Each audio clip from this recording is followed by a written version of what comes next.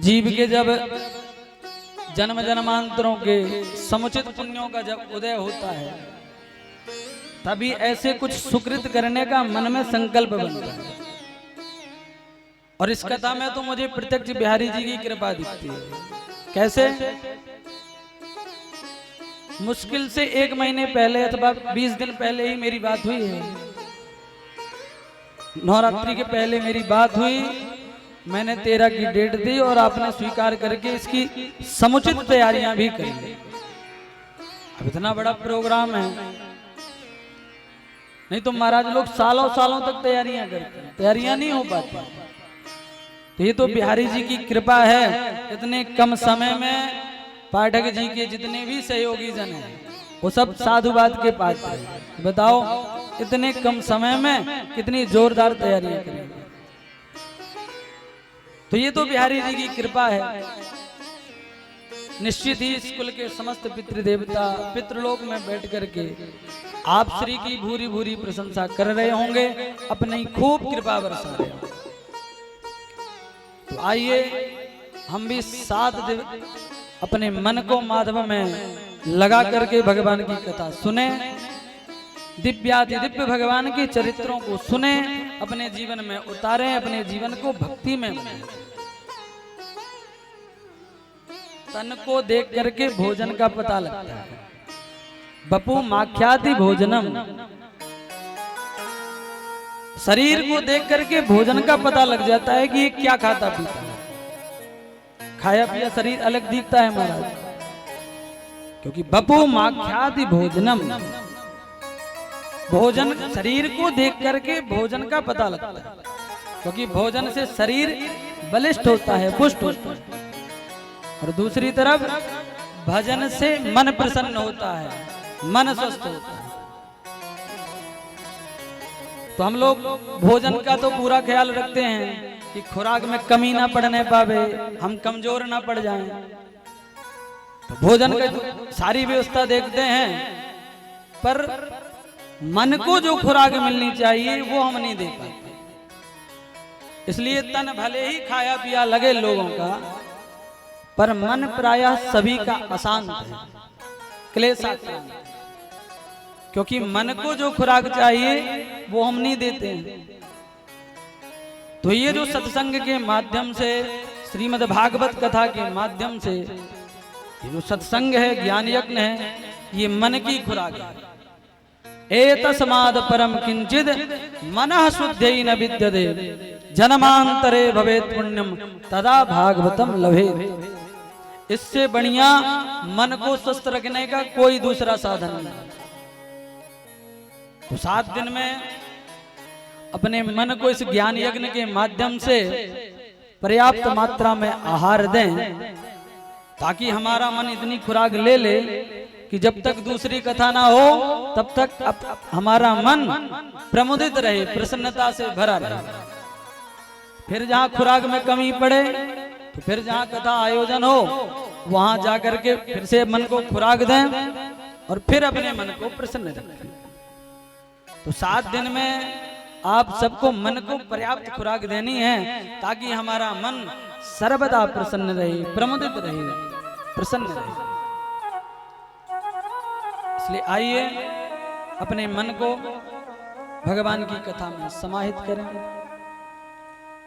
सच्चिदानंद रूपाय विश्वोत्पत्त्यादिहेतवे तापत्रय विनाशाय श्री कृष्णाय वयं नुमः। हम अपने कृष्ण कन्हैया को बारंबार प्रणाम करते हैं। कैसे हैं? बोले जो साक्षात सच्चिदानंद स्वरूप हैं, विश्व की उत्पत्ति पालन संहार के कारण हैं, तथा जिनकी शरणागति ग्रहण करते ही जीव के तीनों ताप तत्क्षण समाप्त हो जाते हैं, उन भगवान श्री कृष्ण को हम सब मिलकर के प्रणाम करते हैं। व्यास नंदन श्री शुकाचार्य जी का ध्यान अर्चन बंदन स्मरण करके यह पावन कथा नैमिषारण्य की पावन भूमि में श्री सूत जी महाराज सौनकादि 88,000 ऋषियों को सुना रहे हैं। आज आप भागवत का महात्म सुन रहे हैं और यह महात्म श्रीमद् भागवत से नहीं अभी तो अन्य पुराण जो हैं अर्थात पद्म पुराणों ये महात्म पद्म पुराण में श्रीमद् भागवत की महिमा आई है। उन्हीं पद्म पुराण से 6 अध्यायों में श्रीमद् भागवत के महात्म को लिया गया। महात्मा मतलब महत्व। श्रीमद् भागवत कथा को सुनने से हमें लाभ क्या मिलेगा, प्राप्ति क्या होगी, उसका 6 अध्यायों में वेद व्यास जी ने निरूपण किया।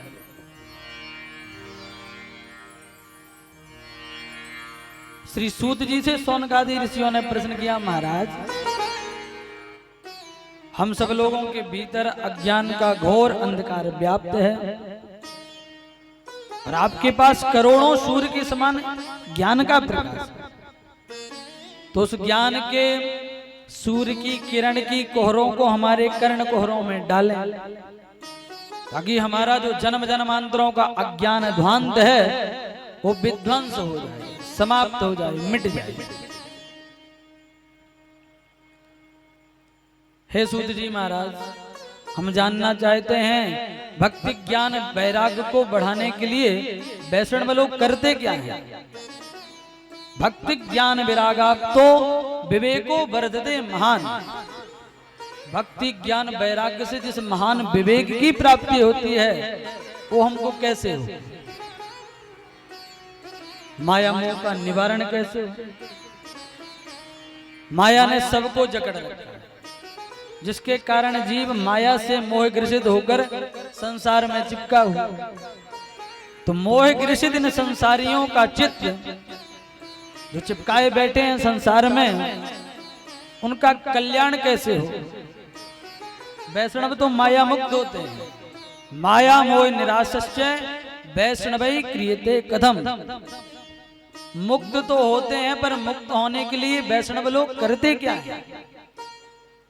ऐसा कौन सा साधन किया जाए? कृष्ण प्राप्ति कर्म सस्वद साधनम तद्वदाधन। वो जो पवित्रों को भी पवित्र, मंगल को भी मंगल करने वाला जो कल्याणकारी साधन है उसका आप हमसे निरूपण करें। भगवान की सस्वद प्राप्ति जिससे हो उस साधन को आप हमसे कहें, निरूपण करें। देखिए महाराज, संसार में एक चिंतामणि है, स्वर्ग में एक कल्प वृक्ष। ये दोनों पृथ्वी और स्वर्ग की संपदा को दे सकते हैं, पर यदि सद्गुरुदेव भगवान प्रसन्न हो जाएं तो योगी दुर्लभ जो बैकुंठ है उस बैकुंठ की भी सहजता से सुलभता से प्राप्ति होगी। प्रेक्षति गुरु प्रीतो बैकुंठम योगी दुर्लभम। यदि सद्गुरुदेव भगवान प्रसन्न हो जाएं तो वो जो बैकुंठ योगियों को भी दुर्लभ है उस बैकुंठ की सहजता से सुलभता से प्राप्ति होगी। किसके कारण? बोले सद्गुरुदेव भगवान के कारण। कहावत भी है महाराज, गुरु मेहरबान तो चेला पहलवान। यदि सद्गुरुदेव भगवान कृपा कर दें तो चेले को तो महाराज कहीं से कहां पहुंचा दें। सद्गुरुदेव भगवान की कृपा में क्या बल है, एक कथा से समझें। महाभारत में एक धौम्य नाम के महात्मा का चरित्र आता है। धौम्य नाम के महात्मा ज्योतिष के प्रकांड विद्वान,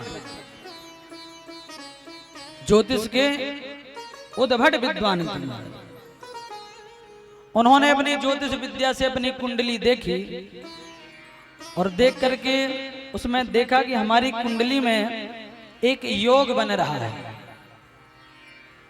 और ऐसा योग बन रहा है कि हमारी बुद्धि एकदम विक्षिप्त हो जाएगी, हम पागल हो जाएंगे।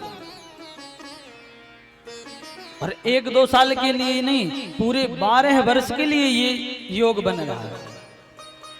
तो अपने शिष्यों को बुलाया और कहा, देखो बेटा, अगले महीने हमारी कुंडली में ऐसा योग बन रहा है हम एकदम स्थिर नहीं रहेंगे।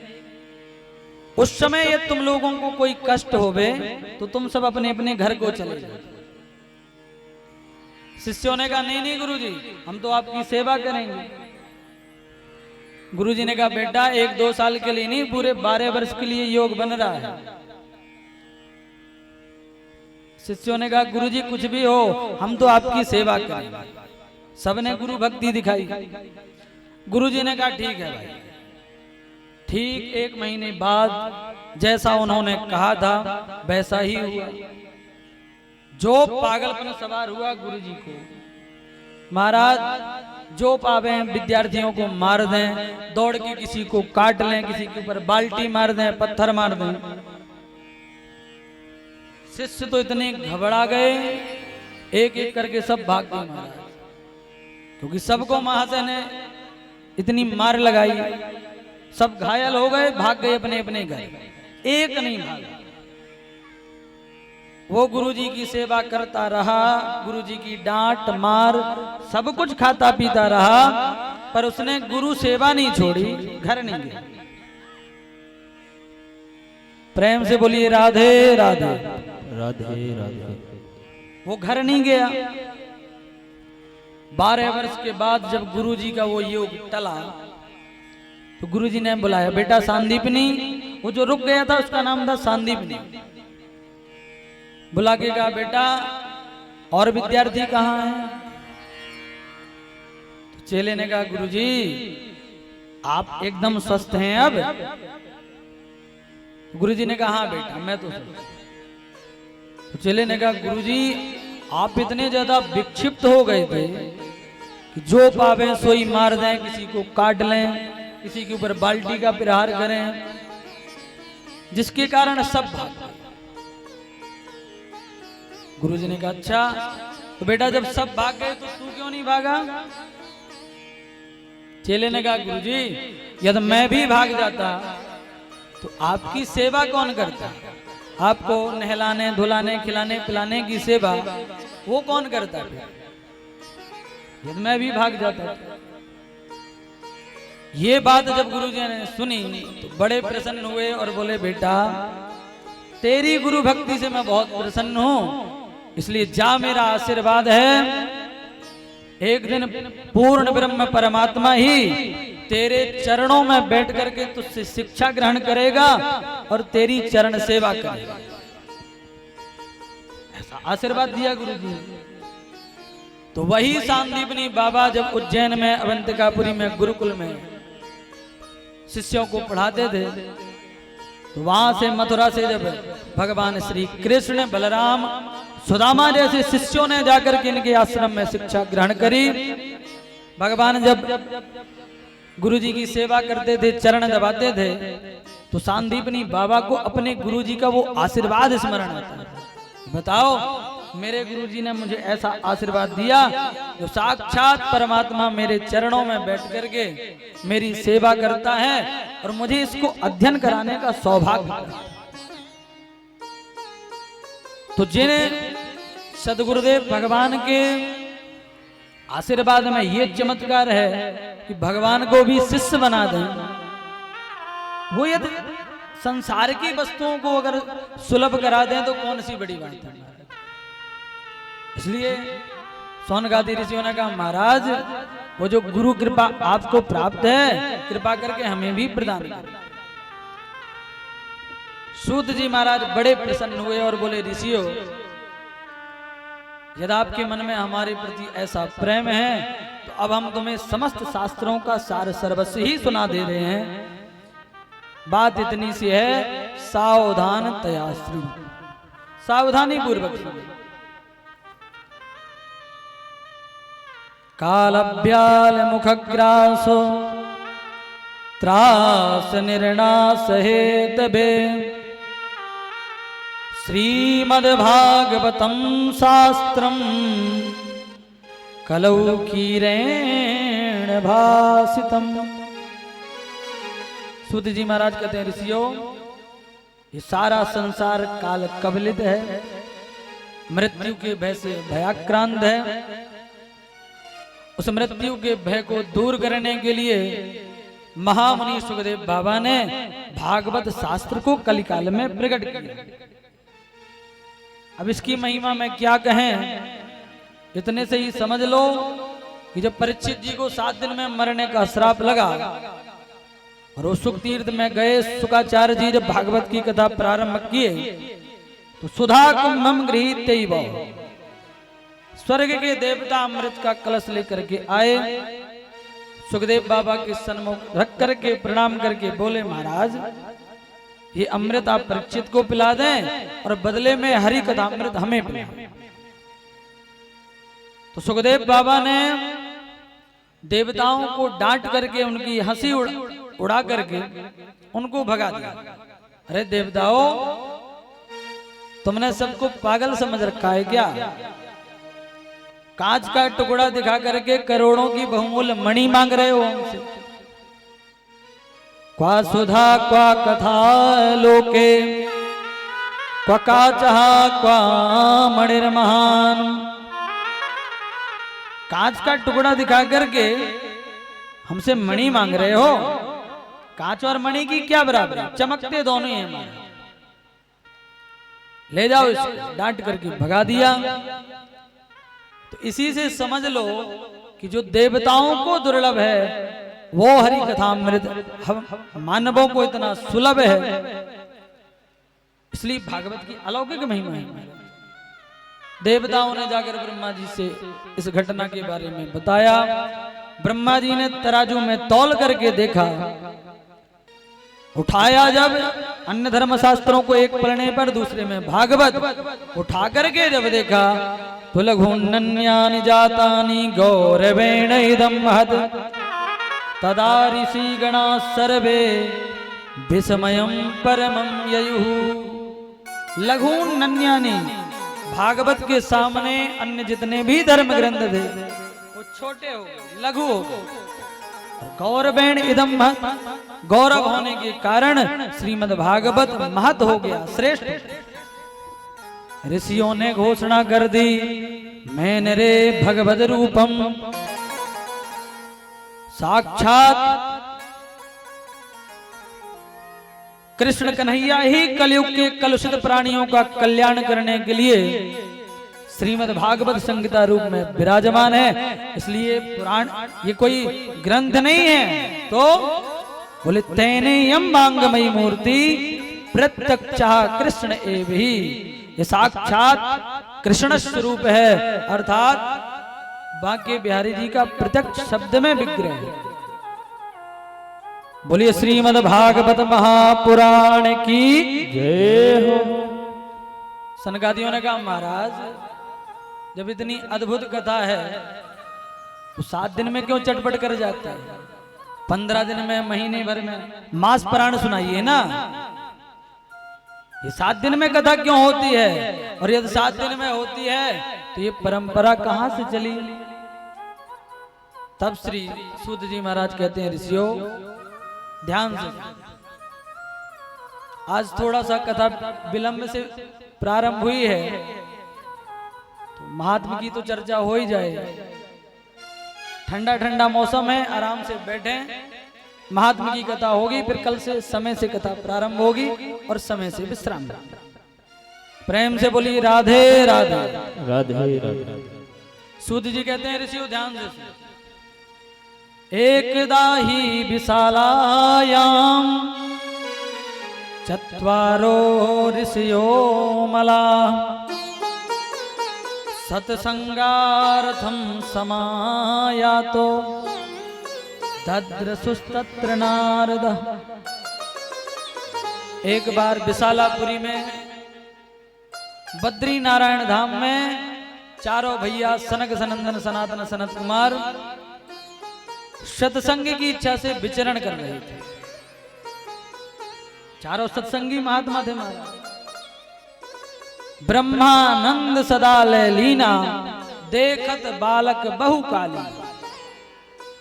निरंतर भगवान का नाम लेते हैं तो बालक से, छोटे से 5 वर्ष के, पर महाराज पूर्वजों के भी पूर्वज हैं। पंचहायन संयुक्ता पूर्वे साम अपि पूर्व। देखने में 5 वर्ष के हैं पर है महाराज पूर्वजों के भी पूर्व। क्योंकि सृष्टि के आदि में ब्रह्मा जी ने जब इनको प्रकट किया, पैदा किया, ब्रह्मा जी के मानस पुत्र हैं, पैदा करने के बाद बोले बच्चों शादी विवाह करके घर गृहस्थी बढ़ाओ, बालक बच्चे पैदा करो, सृष्टि बढ़ाओ। तो चारों ने मना कर दिया, पिताजी हम तो बैठ के भगवान नाम स्मरण करेंगे, बालक बच्चे पैदा करने के लिए नहीं है। पिताजी ने कहा देखो बच्चों, आज नहीं कल विवाह तो करना पड़ेगा, जब बड़े हो गए तो शादी तो करनी पड़ेगी। तो बोले अच्छा यदि ऐसी बात है तो अब हम बड़े होंगे ही नहीं, यदि बड़े होने में शादी करनी पड़ेगी तो पिताजी अब हम बड़े नहीं होंगे। तो निरंतर हरिशरणम हरिशरणम हरिशरणम करते करते जरा युष्मान न बाध्य दे, इन पर जरा की काल की बुढ़ापे की गति नहीं है, हमेशा 5 वर्ष के रहते हैं। परिभ्रमण कर रहे थे, इतने में भ्रमण करते करते नारद जी को बड़े प्रसन्न हुए कि चलो आज नारद जी से कोई कथा सुनाएंगे। दौड़ करके आए, नारद जी का मुंह लटका देखा तो बड़े घबराए। बताओ नारद जी इस प्रकार से मुंह लटकाए कहां जाएगा? चारों ने पूछा कथम ब्रह्मण दीन मुखः कुतश्चिंता तुरो भवान त्वरितं गम्यते कुत्र कुतश्चागमनं तव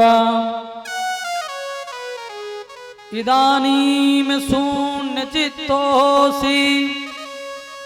गतवित्तो यथा जनः तवेदं मुक्तसंगस्य नोचितं वद कारणम्।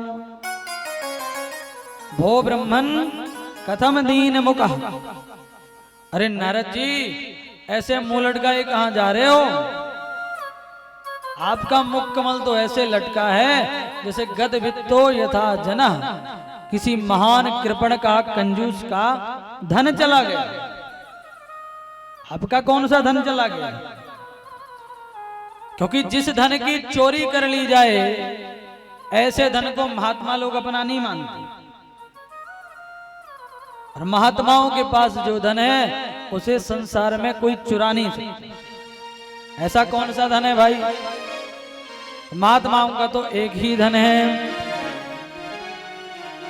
हमारो धन राधा श्री राधा श्री राधा, हमारो धन राधा श्री राधा श्री राधा, हमारो धन राधा श्री राधा श्री राधा, हमारो धन राधा श्री राधा श्री राधा, हमारो धन राधा श्री राधा श्री राधा, परम सभी लोग राधा श्री राधा श्री राधा, परम धन राधा श्री राधा श्री राधा, परम धन राधा श्री राधा श्री राधा, परम धन राधा श्री राधा श्री राधा, हमारो हरि राधा श्री राधा श्री राधा, हमारो धन राधा श्री राधा श्री राधा।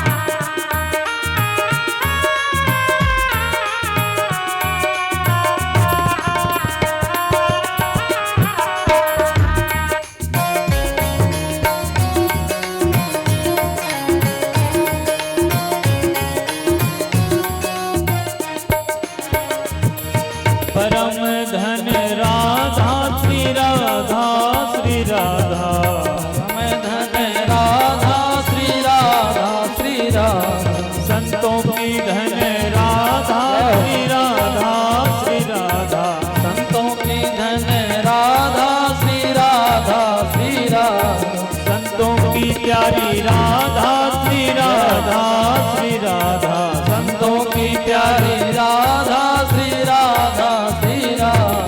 प्राण धन राधा श्री राधा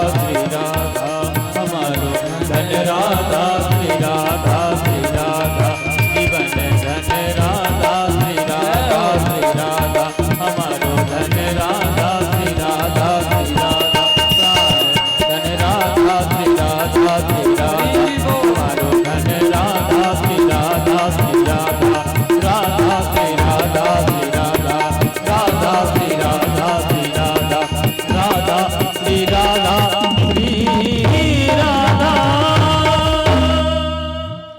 बोलिए भक्तवत्सल भगवान की। तो संतों के पास तो यही धन है महाराज। इसी धन को पाकर के मीराबाई कहती हैं, पायो जी मैंने नाम रतन धन पाया। धन है कैसा? बोले खर्चे न छूटे, चोर नहीं लूटे, दिन दिन बढ़त सबाए। इसकी तो चोरी कोई कर नहीं सकता। सनकादियों ने नारद जी से कहा, बाबा तवेदम मुक्त संगस्य, आप जैसे मुक्त संग महात्मा जिसने अपने जीवन में अपने निमित्त एक झोपड़ी भी नहीं बनाई, वो इस प्रकार से मुंह लटकाए घूम रहे हैं, नोचितम, ये उचित नहीं, इसलिए कारणम बद, अपने दुख का कारण बता। तब नारद जी ने अपने चारों अग्रजों को प्रणाम किया। प्रणाम करके बोले, भैया मैं बहुत परेशान हूं, इसमें कोई संशय नहीं है, पर मैं अपनी परेशानी का कारण बताओ। बोले हम भी सत्संगी महात्मा हैं और सत्संग का आनंद तो भारत में ही है। ऐसा सोच करके मैं भारत के सर्वत्र तीर्थों में गया। कौन कौन से तीर्थों में? बोले पुष्करम चा प्रयागम चा काशीम गोदावरीम दधा हरिक्षेत्रम कुरुक्षेत्रम श्रीरंगम सेतुबंधनम। सबसे पहले तीर्थों के गुरु पुष्कर गया, फिर तीर्थराज प्रयाग गया, हरिद्वार, कुरुक्षेत्र, रामेश्वर, उत्तर दक्षिण भारत सबके तीर्थों का दर्शन किया, पर कहीं भी मन को शांति नहीं। कलयुग ने सर्वत्र तीर्थों पर अपनी सत्ता जमा के रखी। विचार किया संतों के पास जाएं, तो उनके पास गया तो वहां भी महाराज बड़ी विडंबना है।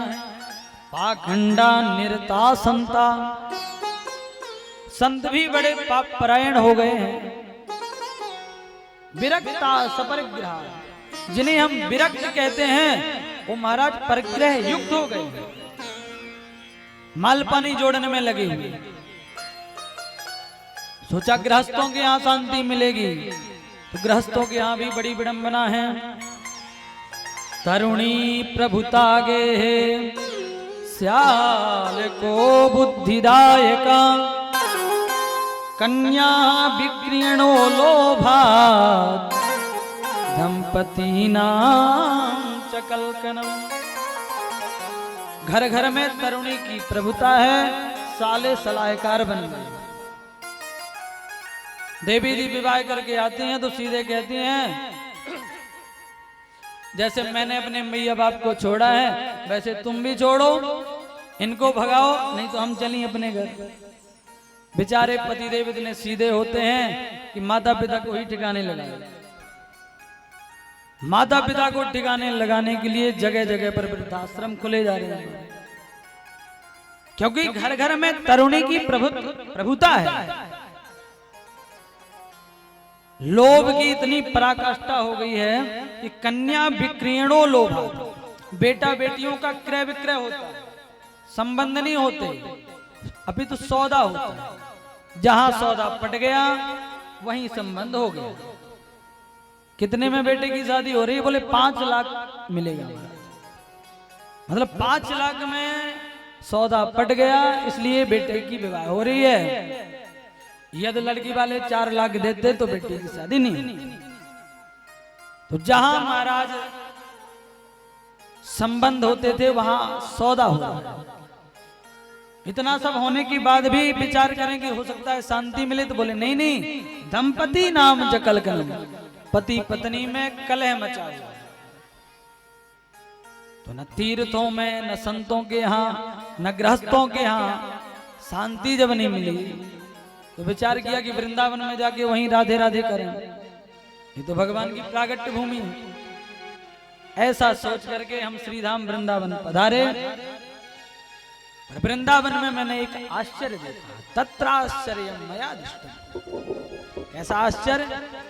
बोले दो बुढ़े अचेतन अवस्था में पड़े हैं, एक युवती उनके पास बैठ करके अश्रुपात कर रही। मैंने देखा, पास तक गया, बात न करके लौटने लगा। उस देवी की दृष्टि मुझ पर पड़ी तो उसने आवाज लगाई, भो भो साधु क्षणं तिष्ठा मच्चिंतामपि नाशय दर्शनं तव लोकस्य सर्वथा गेहरं परम। अरे महात्मन, न ठहरिए तो। आप जैसे संत महात्माओं के दर्शन मात्र से जीव के पाप ताप संताप तत्क्षण समाप्त हो जाते हैं। मेरे ऊपर कृपा करें। नारद जी बोले, महाराज वो देवी जब मेरे पे ऐसे बोली तो मैं पास में गया, मैंने उससे परिचय पूछा। देवी जी कासित्वम, आप कौन हैं? काव्यमऊ, और ये जो दोनों बुड्ढे पड़े हैं ये आपके कौन है? वद्देवी सविस्तारम स्वस्य दुखस्य कारण। देवी जी अपने दुख का कारण विस्तार से हमसे बताओ। तब उस देवी ने अपना परिचय, अहम भक्तिर्दिख्याता इमऊ में तनयौ मतौ ज्ञान वैराग्य नामानो काल योगेन जर्जरौ। महाराज मेरा नाम है भक्ति देवी, ये दोनों मेरे बच्चे हैं, इनका नाम है ज्ञान और वैराग्य। नारद जी की तो होश उड़ गई। 20 वर्ष की मैया और 90 साल के बेटा, ये बुढ़े कैसे हो गए? तो भक्ति देवी बोली, अरे महात्मन इसलिए तो रो रही हूं। मैं अपना पूरा परिचय देती हूं। उत्पन्ना द्रविणे साहम। महाराज हम द्रविण देश में उत्पन्न हुई, दक्षिण भारत में। वृद्धिम कर्नाटके गता, और हम बड़ी कहां हुई? कर्नाटक में। भक्ति पैदा कहां हुई? द्रविण देश में, और बड़ी कहां हुई? कर्नाटक में। इसका सांकेतिक अर्थ क्या है? भक्ति द्रविण देश में उत्पन्न होती है। द्रविण देश क्या है? बोले वाक गदगदा द्रवते यस्य चित्तम। जब आपका हृदय द्रवित हो जाए तब समझ लो आपके हृदय में भक्ति पैदा हो गई।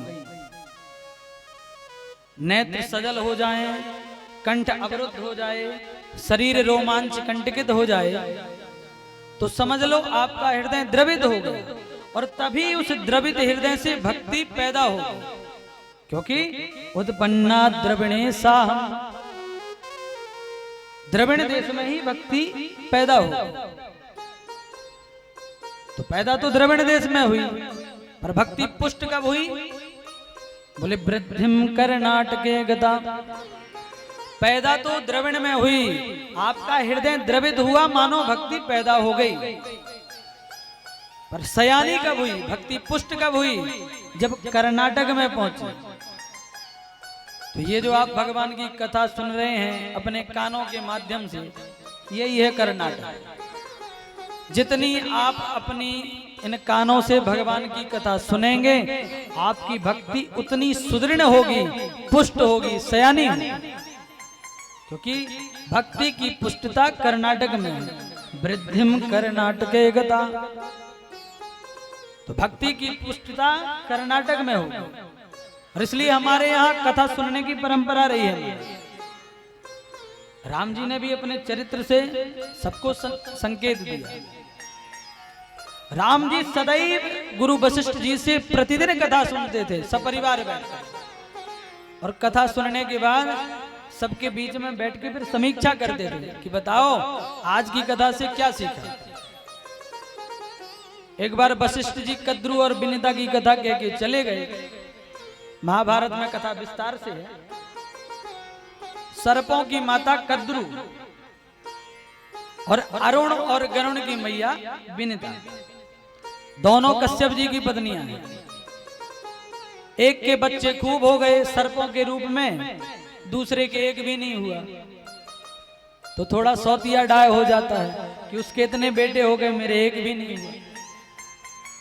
गर्भवती तो दोनों ही थी, पर एक के बच्चे खूब हो गए सर्पों के रूप में, दूसरे का बच्चा पैदा ही नहीं हो रहा था। तो विनिता ने अर्ध परिपक्व पहले अंडे के रूप में जन्म दिया और फिर उसको पुष्ट नहीं हो पाया, जल्दबाजी के चक्कर में फोड़ दिया कि ये क्यों पैदा नहीं हुआ। परिणाम ये हुआ कि कमर से ऊपर तो वो पुष्ट हो चुका था, स्वस्थ हो चुका था, कमर के नीचे बेचारा अभी कमजोर था, इसलिए उसका नाम पड़ गया अरुण। वो बेचारा पंगु हो गया, चलने फिरने में असमर्थ।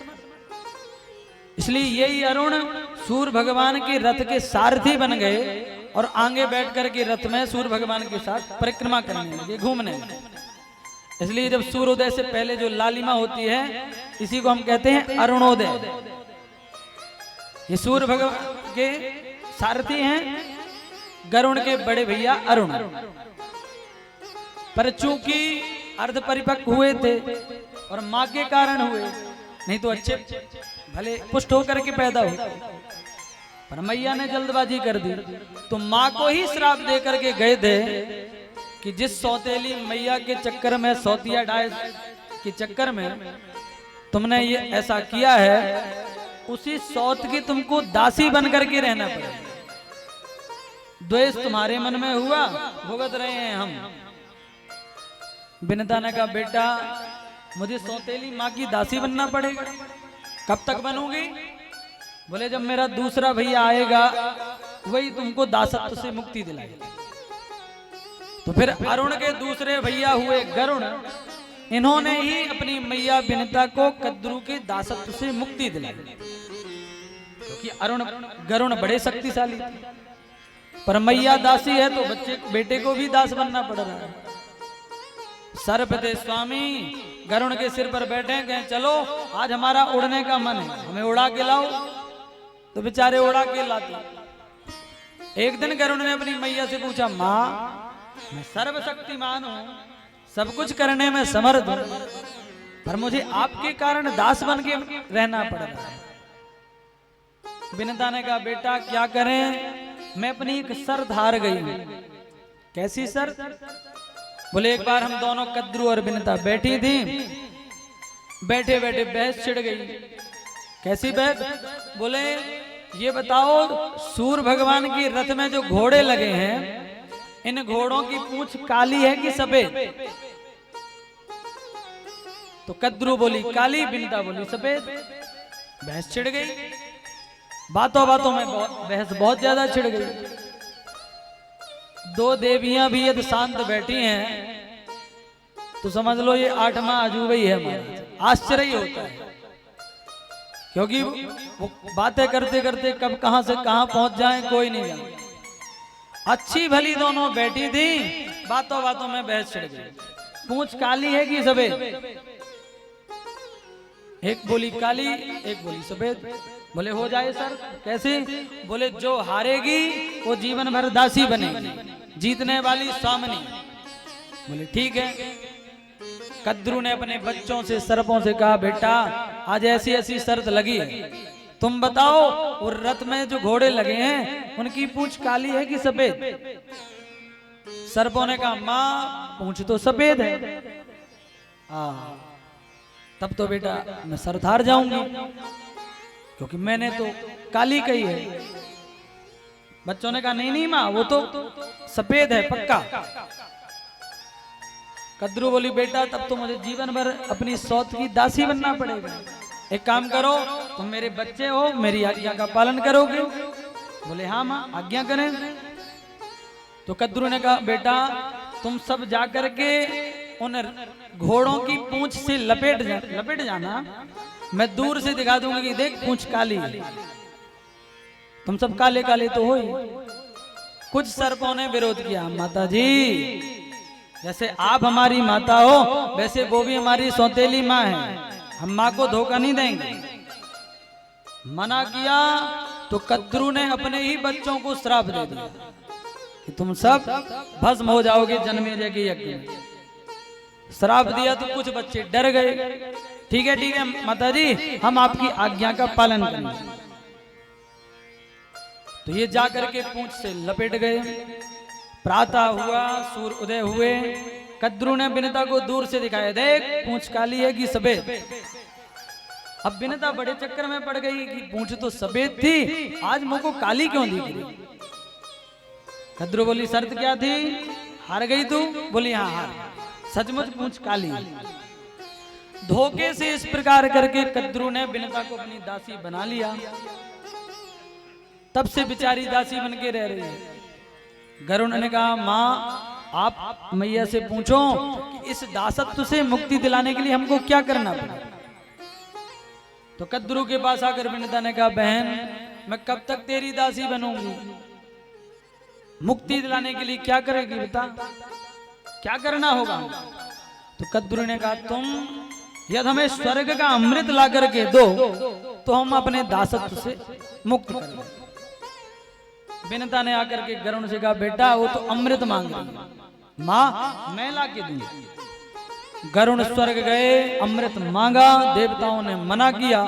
फिर युद्ध हुआ। उस युद्ध में देवता जब समझ गए कि गरुड़ को जीत पाना संभव नहीं है तो सौदा कर लिया। देखो देखो आपस में झगड़ने में बात नहीं बनी, बात ऐसी है कि तुम अमृत ले जा रहे हो सर्पों के ताई, सर्पों के लिए।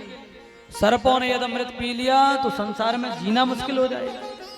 कहावत है सर्पों को अमृत पिलाना। गरुड़ ने कहा पर मुझे तो अपनी माँ को मुक्ति दिलाने के लिए अमृत चाहिए, ये उनकी शर्त है। तो बोले काम करो तुम अमृत ले जाओ, हम बाद में धोखे से अमृत छीन ले जाएंगे। बोले बाद में जो होना है तो हो जाए, पर पहले मुझे तो अमृत चाहिए।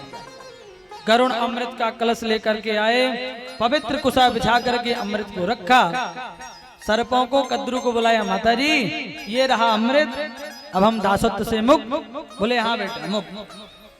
सर्प अमृत पीने के लिए दौड़े तो गरुड़ ने कहा रुको रुको, ये अमृत है, स्नान करके पवित्र होकर के पीना, ऐसे नहीं कि उठा करके पी गए। सर्पों ने कहा ठीक है। वो बेचारे स्नान करने गए, इतने में इंद्रदेव आए, अमृत का कलश लेकर के नौ दो गए। सर्प बेचारे मुंह देखते रह गए। विचार किया कि इस कुशा में थोड़ा बहुत तो टपका होगा, तो कुशा को ही चाटने लगे। अब कुशा होती है पैनी, कुशा को चाटना प्रारंभ किया तो सर्प की जीभ फट गई। इसलिए सर्प की दो जीवा हो गई, दुजीव हो गई, उनकी दो जीवा हो गई। इस प्रकार से गरुड़ दासत्व से मुक्त हुए। तब से सर्पों के कट्टर बैरी बन गए। इन्होंने मुझे बहुत परेशान किया है, एक एक से बदला लिया। तब से सर्पों का ही आहार करने लगे, नागारी बन गए। ये सारी कथा कह करके वशिष्ठ जी चले गए। तो फिर राम जी ने परिवार में बैठ करके समीक्षा करी, बताओ आज की कथा से क्या सीखा। शत्रुघ्न लाल जी से पूछा कि भाई तुमने क्या सीखा। तो शत्रुघ्न लाल जी बोले हमने तो यही सीखा कि फालतू की बात करनी नहीं चाहिए। जब फालतू की बात होती है तभी बहस छिड़ती है, तभी ऐसा होता है। उन्होंने अपने प्रकृति स्वभाव के अनुसार अर्थ किया। और भरत शत्रुघ्न लाल जी का यही स्वभाव है, पूरी रामचरितमानस में मौनी बाबा बन के रहे, बोले ही। भरत जी से पूछा आपने क्या सीखा। तो भरत जी बोले प्रभु हमने तो यही सीखा कि कोई भी हो गलत आज्ञा का पालन नहीं करना चाहिए। यदि सर्पों ने अपनी माँ की गलत आज्ञा का पालन नहीं किया होता तो ये जो उनके घर में सर्पों और गरुड़ के बीच में जो विद्वेष बन गया ये नहीं बना। भरत जी ने अपनी प्रकृति के अनुसार अर्थ किया, क्योंकि उनकी मैया ने भी यही किया था। तो भरत जी ने कितनी खरी खोटी सुनाई थी मैया। अस्तु सबकी अपनी अपनी समीक्षा हुई, राम जी ने भी अपनी समीक्षा की। देखो भाई वस्तुतः पूंछ थी सफेद, पर सर्पों ने लपेट करके संशय पैदा कर दिया, भ्रम डाल। उसी प्रकार जो विशुद्ध सत्व में स्थित जो परमात्मा है, उस परमात्मा को ये जो माया है ये हमें संशय में डाल देती है, इसलिए वो परमात्मा दिखाई नहीं पड़ता, हमको माया दिखाई। उन्होंने अपनी प्रकृति के अनुसार अर्थ। सबकी समीक्षा हो रही थी तो वहां पर बैठी थी मंथरा। तो राम जी ने मंथरा से पूछा, देवी जी आपने इस कथा से क्या सीखा?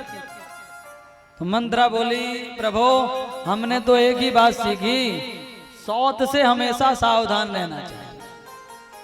और यही कथा सुना करके एक दिन मंथरा ने कैकेयी को खूब भड़काया। कद्रू बिन तही दीन दुख तुम ही कौशला दे।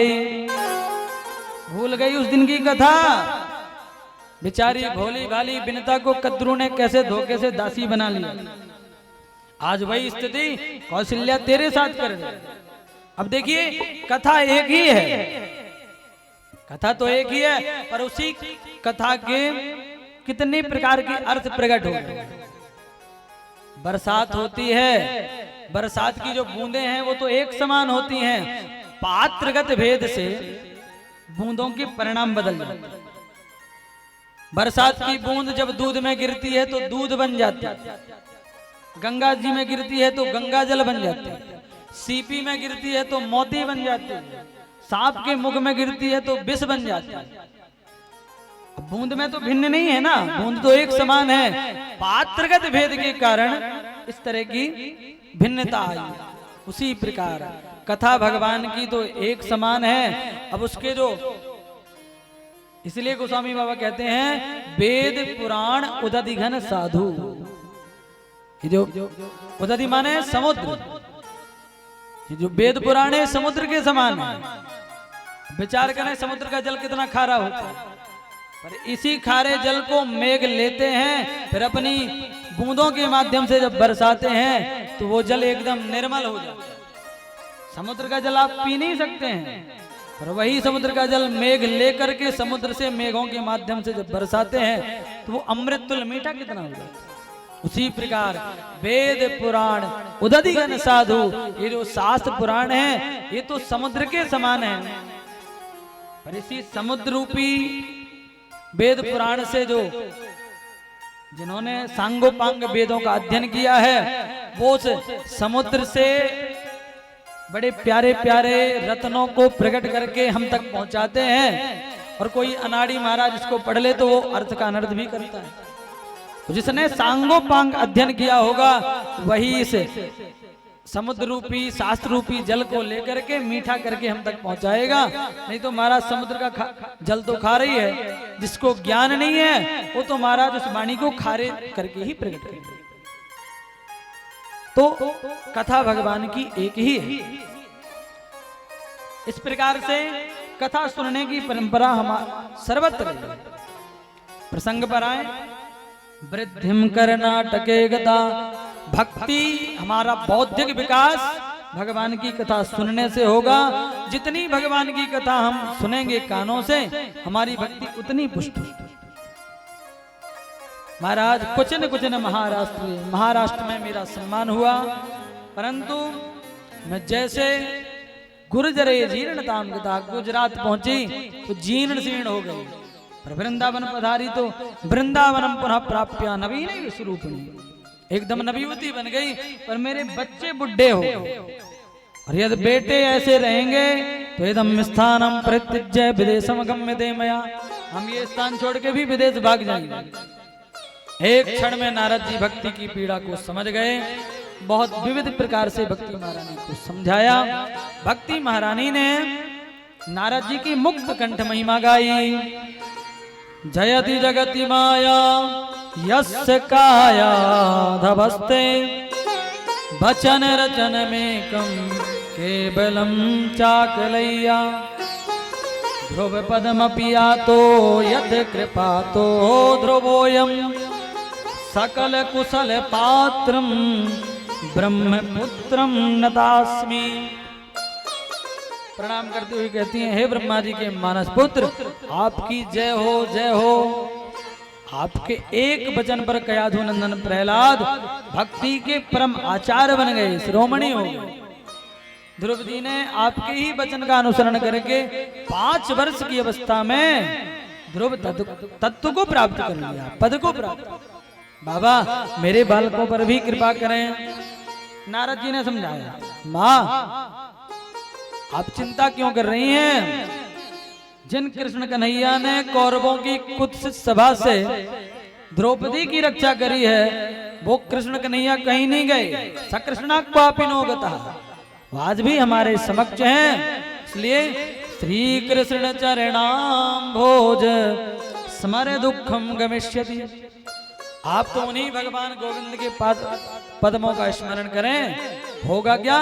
बोले दुख अपने आप भाग जाएगा। भक्ति महारानी को समझाया, फिर ज्ञान वैराग्य को चेतना लाने का प्रयास किया। बहुत चिल्लाए, नहीं हुई। तो धीरे धीरे करके वेद पुराण गीता उपनिषदों का पाठ किया। वेद वेदांत घोषश्च गीता पाठैर मुहुर्मुहुः, बारंबार गीता का पाठ किया। उठे, चारों तरफ देखे, फिर से लेटे। नारद जी को चिंता हो गई, इससे हैवी डोज तो हमारी औषधालय में नहीं है। जितनी चूर्ण चटनी थी वो तो हमने चटा दी, अब क्या करें? विचार कर रहे थे, उसी समय आकाशवाणी हो गई। व्योम वाणी तदैवाभून मार से खिद्यतामिति। अरे महात्मन खेद मत करो, उद्यमः सफलस्तेयं भवस्यति न संशयः। आपका ये उद्यम सफल होगा। नारद जी बोले सफलता कहीं दिखाई नहीं पड़ रही, क्या करें? बोले सत्कर्म करो बाबा। नारद जी बोले अच्छा, तो अब तक क्या कर रहे थे? ये सत्कर्म नहीं है। तो कौन सा सत्कर्म है? बोले वो सत्कर्म कोई बाबा महात्मा संत बताए। इतना कह के आकाशवाणी बंद हो गई। नारद जी चक्कर में पड़ गए। आकाशवाणी भी गोल मटोल बात कह के गई। या तो दवा ही बता देती तो हम सीधे ले आते, अथवा दवा बताने वाले। और कौन महात्मा है? महात्मा का नाम ही बता देती कि सत्यनारायण बाबा के पास चले जाओ, वही बता देंगे सत्कर्म क्या है। चलो ढूंढे। नारद जी सर्वत्र गए, कहीं भी जब सत्कर्म का समाधान नहीं मिला तो नारद जी ने सोचा जाकर के बद्री नारायण धाम में नर नारायण से ही पूछेंगे भैया उस सत्कर्म को। ऐसा सोच करके मैं बद्री नारायण में घूम रहा था तो मेरी भेंट आपसे हुई। आपने मेरे दुख का कारण पूछा, वो मैंने बताया। अब आप ही बताइए वो कौन सा सत्कर्म है? सनकादिक मुस्कुराए और बोले नारद जी इतनी छोटी सी बात के लिए इतनी चिंता में बैठे हो? चिंता को छोड़ करके चिंतन करो। मां चिंताम गुरुदेवर से हर संचित्ते समावह, उपायः सुख साध्योत्र वर्तते पूर्व एव ही। जिस सत्कर्म के बारे में आकाशवाणी ने दिशा निर्देश किया है उसका वर्णन पहले भी हो चुका है। कौन सा सत्कर्म? श्रीमद् भागवती लाप सतगीत सुकादिभिः। सुखदेव आदि परमहंसों के मुखारविंद से गाया हुआ वो जो सत्कर्म है श्रीमद् भागवत ही है, जिसके श्रवण मात्र से भक्ति ज्ञान वैराग्य तीनों पुष्ट हो। नारद जी बोले भैया आपके दावे में हमें दम नजर नहीं आ रहा। क्यों? क्योंकि हमने आपको बताया हम वेद सुना आए हैं, उपनिषदों को सुना आए हैं, गीता सुना आए हैं। तो बोले हमने पिताजी से पढ़ा है वेद में जो वेदों की व्याख्या है वही तो भागवत है। तो जब मूल से कुछ नहीं हुआ, वेद से कुछ नहीं हुआ, तो केवल भागवत से क्या होगा? तब सनकादियों ने विविध दृष्टांत देकर के नारद जी को समझाया। नारद जी आप बड़े भोले, एक बात बताइए, आम का फल बड़ा मीठा होता है, पर यदि आम के फल को कोई चख करके खा के ये विचार करे कि जब आम इतना मीठा है, फल मीठा है, तो इसको पैदा करने वाला कितना मीठा है। और वो आम को छोड़ करके आम के वृक्ष को खाना प्रारंभ करे तो क्या उसको स्वाद मिलेगा? दूध से ही घृत बना है, पर जो काम घी करता है वो दूध नहीं करता। घी से सुंदर सुंदर पूड़ियां बनाई जाती हैं। अब घी खत्म हो जाए तो कोई तर्क में कहे भाई दूध से ही तो घी बनता है, 2 किलो दूध डाल करके घी सिरा पूड़ियां सिरा लो, तो वो काम दूध नहीं कर पाएगा। गन्ने से ही शक्कर बनती है, शक्कर से बड़ी प्यारी प्यारी मिठाइयां बनती हैं, पर वो काम रस नहीं कर पाएगा, गन्ना नहीं कर पाएगा। उसी प्रकार वेद है कल्प वृक्ष, उस कल्प वृक्ष का जो परिपक्व पका हुआ फल है वो है श्रीमद् भागवत। वेदोपनि सदा सारा जाता भागवती कथा। वेद और उपनिषदों का सार ही भागवत। नारद जी के समझ में आया, हाथ जोड़कर बोले सचमुच भैया, कोई कितना भी पढ़ लिख करके विद्वान हो जाए, पर जब तक आप जैसे महात्माओं के संग प्राप्त नहीं करेगा तो उसको शास्त्रों का समुचित ज्ञान नहीं होगा। और आप जैसे महात्माओं का संग ऐसे नहीं मिलता। तो बोले भाग्योदयन बहुजन्म समर्जितेन सत्संग मम चलभते पुरुषो यदा वै अज्ञान हेतु कृत मोह मदांधकार ना संविधाहि ततो दयते विवेकः। जब जन्म जन्मांतरों के कल्प कल्पांतरों के युग युगांतरों के पुण्यों का भाग्यों का उदय होता है तब सत्संग की प्राप्ति। जिस सत्संग से होता क्या है? बोले मोह मदांधकारा। उस व्यक्ति के जीवन का मोह मद अहंकार समाप्त होता है, जिसके समाप्त से उदयते विवेका, उसके जीवन में विवेक का उदय होता है। संत के एक क्षण के स्पर्श मात्र से हम संसारियों का चित्त मन बुद्धि सब कुछ पवित्र हो जाता है। एक दृष्टांत से समझे। एक महात्मा हुए चैतन्य महाप्रभु जी, जिन्होंने कभी खड़े होकर के बैठ करके भजन नहीं किया, चलते फिरते महामंत्र का जाप करते थे। वो जब जंगलों से जाते थे तो जो वृक्षों में पशु पक्षी होते थे तो वो भी स्वर में स्वर मिला करके हरे रामा करने लगे। इतना उच्च कोटि का भजन था। वो वृंदावन की परिक्रमा कर रहे थे 84 कोस की। गर्मी का समय, बहुत प्यास लगी, तो पानी कहीं नहीं दिखा। पीछे से एक बड़े छाछ बेचने के लिए जा रहा था। तो महात्मा के पास आया तो बाबा ने पूछा, भाई क्या लिए हो? तो उसने कहा, महात्मा जी मैंने छाछ लिया है, छाछ बेचने के लिए जा रहा हूं। तो चैतन्य महाप्रभु ने कहा, भाई बड़ी जोर की प्यास लगी है, हमें छाछ पिलाओ।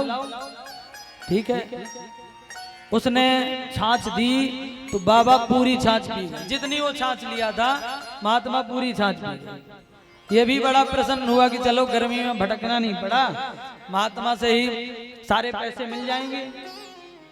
छाछ पीने के बाद बोले, बाबा मेरी छाछ का पैसा दो। तो बाबा ने कहा, भाई पैसा तो नहीं है। बोले कुछ तो होगा। बोले हमारे पास तो महामंत्र है। ये क्या होता है? बोले हरे रामा रामा रामा हरे हरे, हरे कृष्णा कृष्णा कृष्णा हरे हरे। हमारे पास तो यही है। इसका मूड खराब है। बताओ, एक तो छाछ पी गए, ऊपर से मुझे हरे रामा सुना रहे हैं। मुझे तो पैसे चाहिए बाबा। बोले ये पैसे चाहिए तो हमारे पीछे 2 शिष्य आ रहे हैं, उनसे ले लेंगे। ठीक है, ये चले गए। पीछे से 2 शिष्य आ रहे थे। बड़े के ने रोका, पूछा, वे आपके गुरुजी हैं? बोले हाँ। बोले वे हमारा छाछ पी गए हैं, बोले पैसे आपसे ले लें। शिष्यों ने कहा, पागल हो तुम। अरे जब गुरु के पास कुछ नहीं है तो चेलों के पास क्या होगा? बोले कुछ तो होगा ना। बोले जो गुरुजी के पास है महामंत्र इन्होंने भी सुनाया। इसने सोचा इन बाबाओं से मैं क्या बहस करूं। बेचारे को बड़ा खेद हुआ। दुखी होकर के मटके को उठा के घर की ओर बढ़ा। पर इसके मन में चैतन्य महाप्रभु जी की मुख की जो दिव्य छटा थी, आभा प्रभा शोभा थी, वो बस रास्ते में विचार करते जा रहा था, संत कितने दिव्य लग रहे हैं। ऐसा विचार करके बढ़ा तो मटके का भार बढ़ना प्रारंभ। बढ़ते बढ़ते बढ़ते बढ़ते घर पहुंचा तो इतना भार हो गया कि उसको अपना मटका दहलीज में पटकना पड़ गया। और जब मटका पटका तो उस मटके से हीरे, कुंडल, मणियां, सोने, चांदी, जितने भी रत्न थे सब प्रकट हो गए। हम लोग होते तो उसको तुरंत अंदर करने में लग जाते महाराज, पर महात्मा के स्पर्श से उस वणिक की, व्यापारी की बुद्धि शुद्ध हो गई। विचार किया उसने, बताओ इस महात्मा ने इस मिट्टी के बर्तन में हाथ लगा दिया तो ये हीरा बन गया, यदि स्तन रूपी मिट्टी में हाथ लगाता तो ये क्या बनता। घर नहीं गया, वहीं से अपने कदमों को लौटाया, दौड़ा दौड़ा महात्मा के पास आया। बाबा ने कहा, भाई तुझे तेरा पैसा मिला कि नहीं?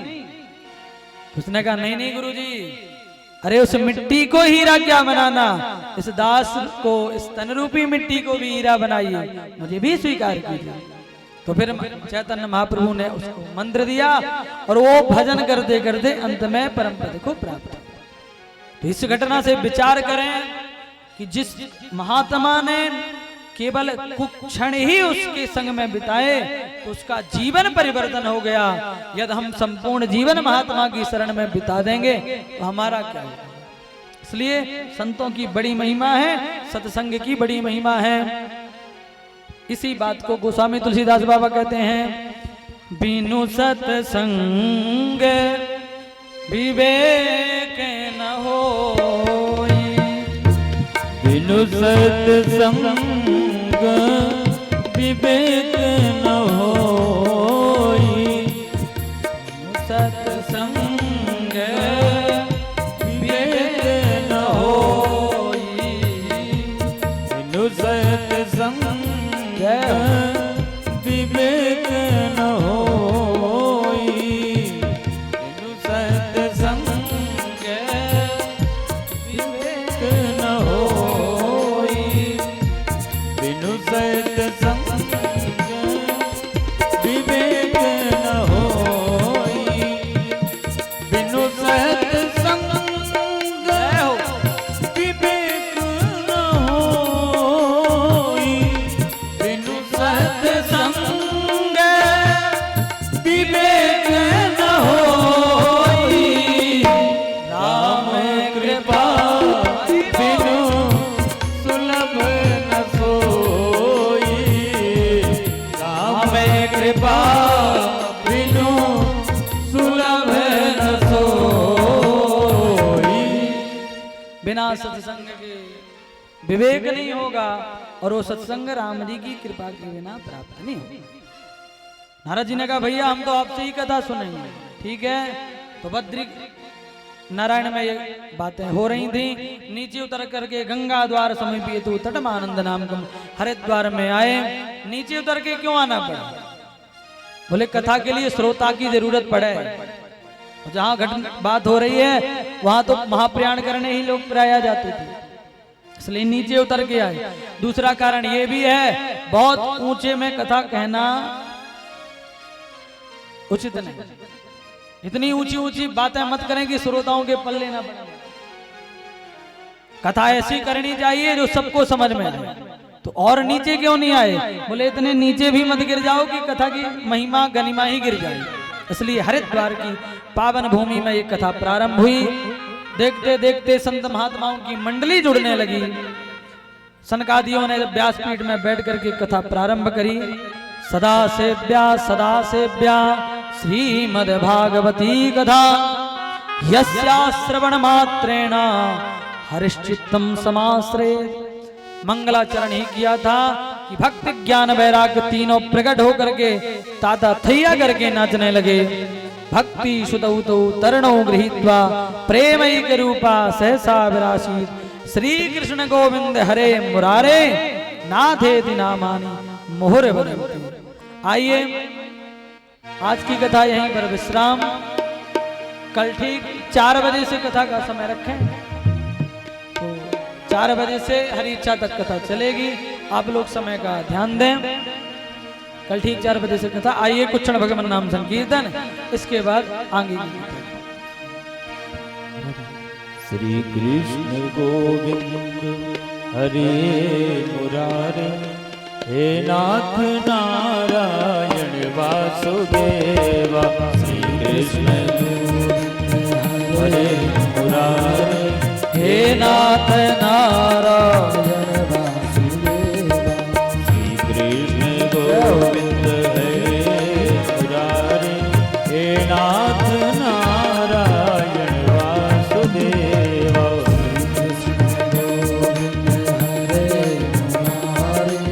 हे नाथ नारायण,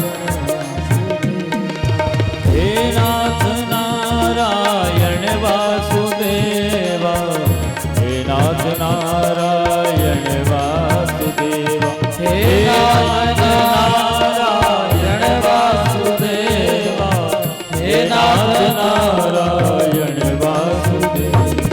श्री कृष्ण हरि बोल। हरे मुरारे, हे नाथ नारायण वासुदेवा। कृष्ण हे नाथ नारायण वासुदेवा। जय हो।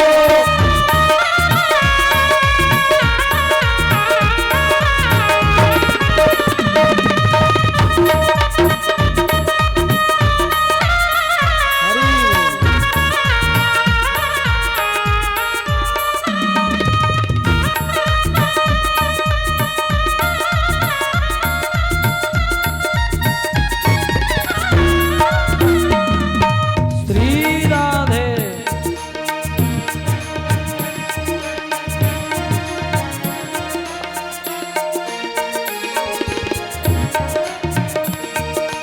हे नाथ नारायण वासुदेवा, हे नाथ नारायण वासुदेवा, हे नाथ नारायण वासुदेवा, हे नाथ नारायण वासुदेवा, हे नाथ नारायण वासुदेवा, हे नाथ नारायण वासुदेवा, हे नाथ नारायण वासुदेवा, हे नाथ नारायण वासुदेवा। कृष्ण गोविंद हरि बोल। कृष्ण गोविंद हरे मुरारे, हे नाथ नारायण वासुदेवा। श्री कृष्ण गोविंद हरे मुरारे, हे नाथ नारायण। ओ श्री कृष्ण गोविंद हरे मुरारे, हे नाथ नारायण वासुदेवा। श्री कृष्ण गोविंद हरे मुरारे, हे नाथ नारायण वासुदेवा।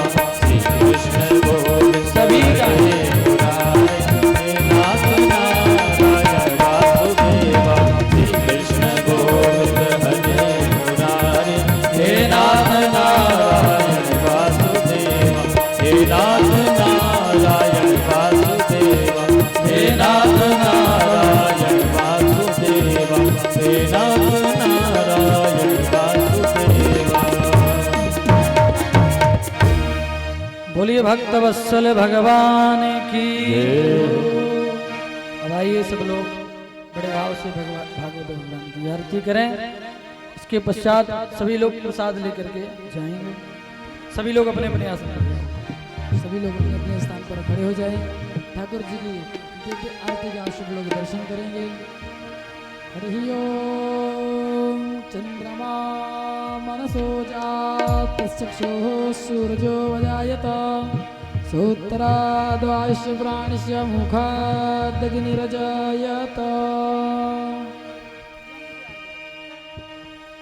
श्री भागवत भगवान की है आरती, पापियों को पाप से है तारती। श्री भागवत भगवान की आरती पापियों को पाप है तारती। श्री भागवत भगवान की है आरती पापियों को पाप से है तारती। श्री भागवत भगवान की है आरती पापियों को पाप से है तारती। ये अमर ग्रंथ ये मुक्ति पंथ ये पंचम वेद निराला नव ज्योति जगाने वाला। ये अमर ग्रंथ ये मुक्ति पंथ ये पंचम वेद निराला नव ज्योति जगाने वाला। ये अमर ग्रंथ ये मुक्ति पंथ ये पंचम वेद निराला नव ज्योति जगाने वाला। ये अमर ग्रंथ ये मुक्ति पंथ ये पंचम वेद निराला नव ज्योति जगाने वाला। हरि नाम यही हरिधाम यही हरि नाम यही हरि नाम यही जग के मंगल की आरती पापियों को पाप हरि से तारती। श्री भागवत भगवान की है आरती पापियों को पाप से तारती। ये मधुर बोल सतपंथ खोल सन्मार्ग दिखाने वाला बिगड़ी को बनाने वाला। ये मधुर बोल सतपंथ खोल सन्मार्ग बताने वाला बिगड़ी को बनाने वाला। ये मधुर बोल सतपंथ खोल सन्मार्ग दिखाने वाला बिगड़ी को बनाने वाला।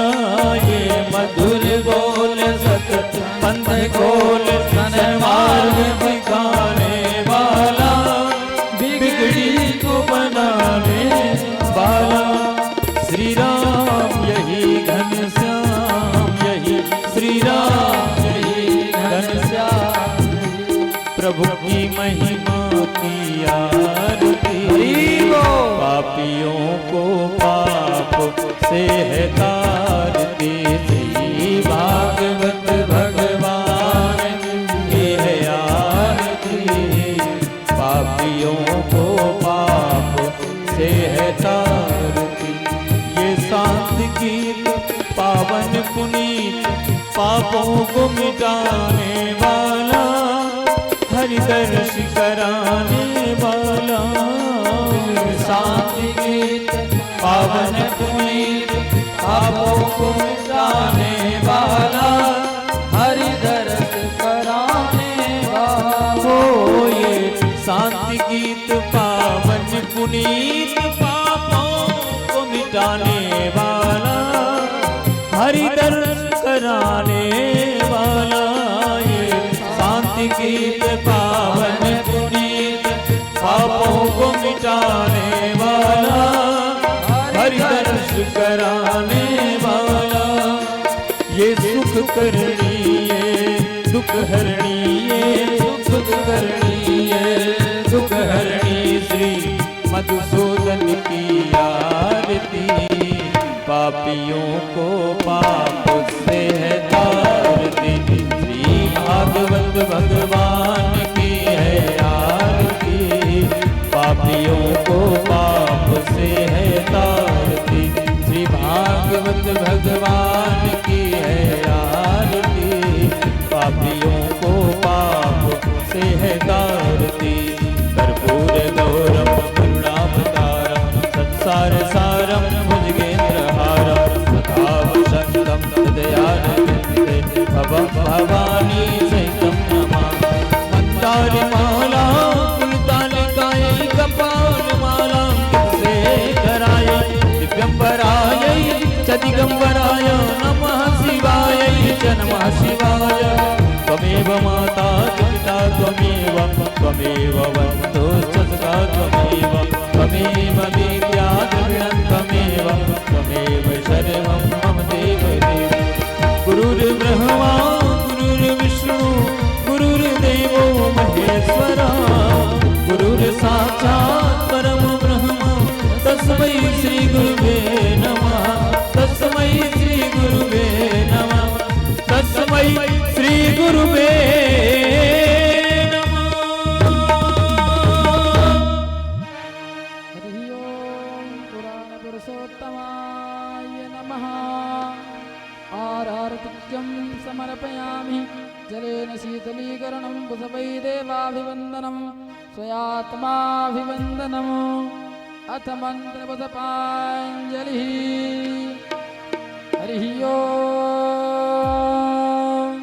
जज्ञेन जज्ञमयजन्त देवास्तानि धर्माणि प्रथमान्या शृण्वाते हनकं महिमानः सचन्त यत्र पूर्वे साध्याः सन्ति देवाः। ॐ एकदन्ताय विद्महे वक्रतुण्डाय धीमहि तन्नो दन्ति प्रचोदयात्। हरिः ओम नारायणाय विद्महे वासुदेवाय